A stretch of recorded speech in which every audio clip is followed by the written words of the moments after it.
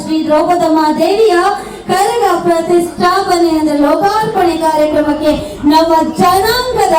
ದಿವ್ಯ ಸಾನ್ನಿಧ್ಯದ ಸ್ವಾಮೀಜಿಗಳಾಗಿರ್ತಕ್ಕಂಥ ಶ್ರೀ ಶ್ರೀ ಶ್ರೀ ಬಾಲಯೋಗಿ ಸಾಯಿ ಮಂಜುನಾಥ ಮಹಾರಾಜ್ ಶ್ರೀಗಳು ಮತ್ತು ಶ್ರೀ ಶ್ರೀ ಶ್ರೀ ಪ್ರಣವಾನಂದ ಸ್ವಾಮಿಗಳು ಮತ್ತು ಈ ಒಂದು ಇದೇ ನಮ್ಮ ಯಲಹಂಕ ಕ್ಷೇತ್ರದ ಜನಪ್ರಿಯ ಶಾಸಕರು ಆಗಿರ್ತಕ್ಕಂತಹ SR ವಿಶ್ವನಾಥ್ ರವರು, ಹಾಗೆ ನಮ್ಮ ಜನಾಂಗದ ಯುವಕರು, ಹಾಗೆಯೇ ಯುವತಿಯರು, ಹಾಗೆ ನಮ್ಮ ಇಡೀ ಜನಾಂಗದ ಮುಖಂಡರುಗಳು ಸೇರಿ ಒಂದು ಮೂರ್ತಿಯ ಲೋಕಾರ್ಪಣೆ ಮಾಡಿರ್ತಕ್ಕಂತಹ ಒಂದು ಹೆಮ್ಮೆಯ ವಿಷಯ ನಮ್ಮ ಯಲಹಂಕ ಕ್ಷೇತ್ರದ